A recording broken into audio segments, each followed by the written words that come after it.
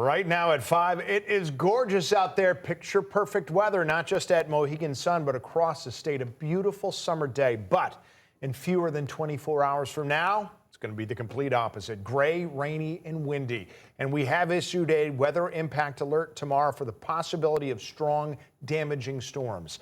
Thanks for joining us. I'm Tim Lammers. And I'm Annette Montgomery. Tim told you tomorrow is not a day where you want to skip the rain boots and umbrella. So let's get right over to Chief Meteorologist Rachel Frank to show us how to prepare. Rachel. Yeah, if you do have outdoor plans tomorrow, I would make sure you have a plan B. So if you need to move inside, you can in the afternoon and the evening. This weather impact alert starts at noon and continues through midnight, which I know is kind of an annoyingly long amount of time. It's not going to rain through that entire time.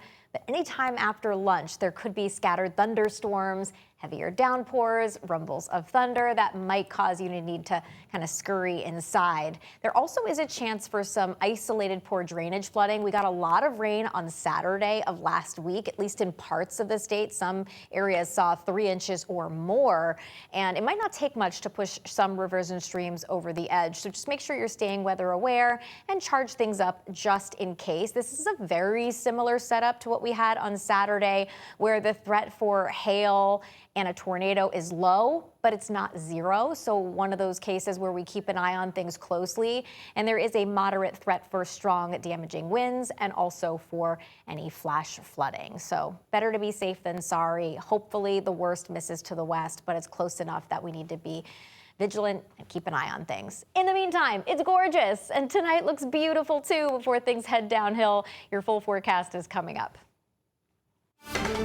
Thank you, Rachel. Right now at 5:02, we have a breaking news update. The suspect in a deadly domestic violence incident in Meriden has died. Police say officers responded to Sagamore Road around 10 Sunday morning. They say officers found a man repeatedly hitting another person in the head with a baseball bat. The victim was pronounced dead at the scene. Police say an officer then shot the suspect. We know both the suspect and the officer were taken to the hospital, and the officer has since been released. Again, we did just learn moments ago the suspect died from his injuries. Police have not released the names of either the suspect or the victim. Well, it was one heck of a World Cup. The final match is over. Spain has been crowned as the world champion. That being said, for some sports bettors, the end of the tournament could mark the beginning of a different challenge. Fox 61's Victoria Anderson spoke with local advocates about why the end of a major sports tournament can sometimes be a trigger for people who are struggling with gambling addiction. In 104 games, there were 308 goals made and roughly $60 billion in sports bets made. And now, with the World Cup trophy heading back to Spain, there are no more games for people to wager on, which might be a problem for some. For 39 days, American sports fans that typically tune into football, baseball, and basketball tuned into soccer, including in Connecticut. Everybody kind of thinks, unfortunately, that they're qualified to be a coach, and they make wagers based on their individual knowledge. Paul Tarbox with the Connecticut Council on Problem Gambling told us he believes the state's limited knowledge or connection with the sport and the vast variety of players may have kept call numbers of their hotline low this summer. However, nationally, sports betting experts are comparing this summer's turnouts to the equivalent of 10 Super Bowls. You know, if someone that has gambling addiction will essentially look for almost any opportunity to bet. Tarbox says the issue at times can come from the repetitive nature of a series setup, such as March Madness or the World Cup. The knockout nature can make gamblers rely on the next game to bounce back until there are no more games. It's important to mention that not all gambling sites are authorized for use in the state of Connecticut. We will have a full list of the ones that are on our website at fox61.com. And if you or a loved one need help, you can call the confidential 24/7 hotline through the Connecticut Council on Problem Gambling. In Hartford, Victoria Anderson, Fox 61.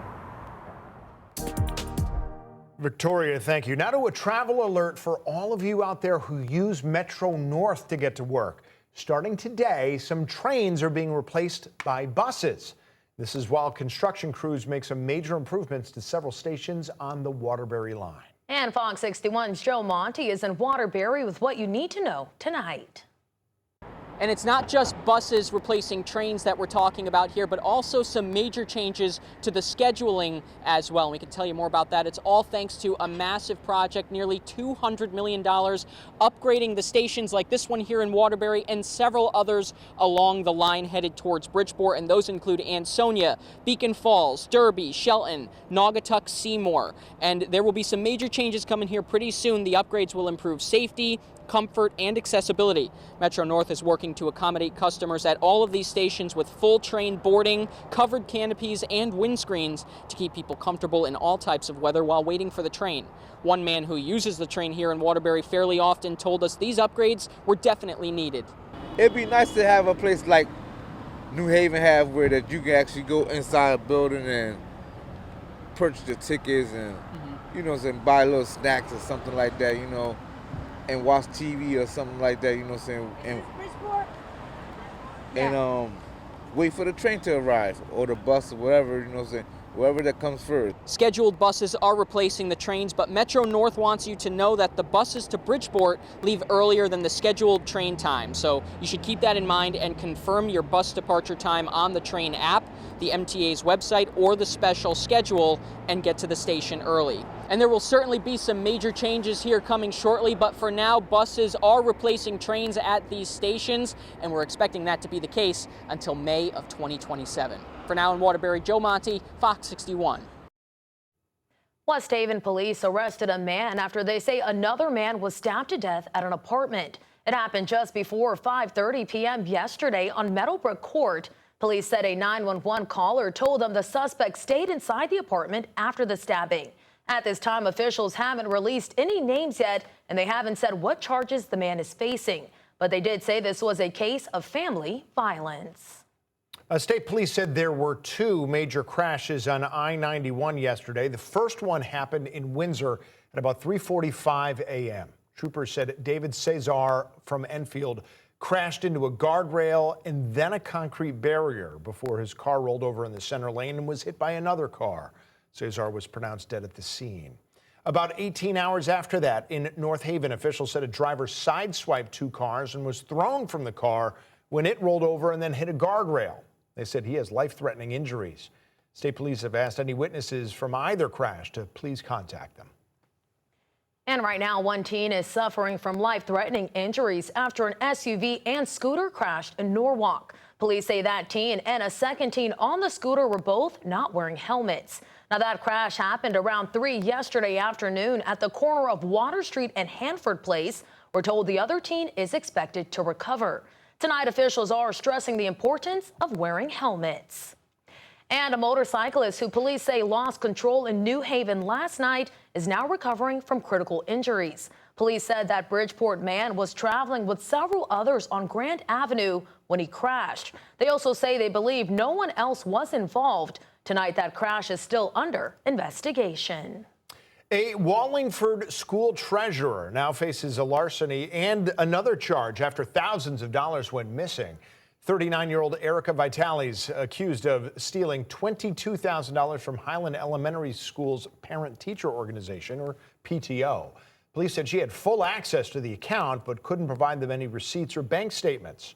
A letter addressing the situation was sent to parents early last month. It's not clear if Vitale had a child at the school, but we do know the PTO has since changed a bylaw so that only parents and legal guardians of students at the school can be a PTO member. Jury selection is now underway in the murder trial of Lindsay Clancy, the Massachusetts mother accused of killing her 3 young children back in 2023. Now, her attorneys admit she caused their deaths, but argue she was suffering from postpartum psychosis and say they plan to pursue an insanity defense. Prosecutors say the killings were deliberate.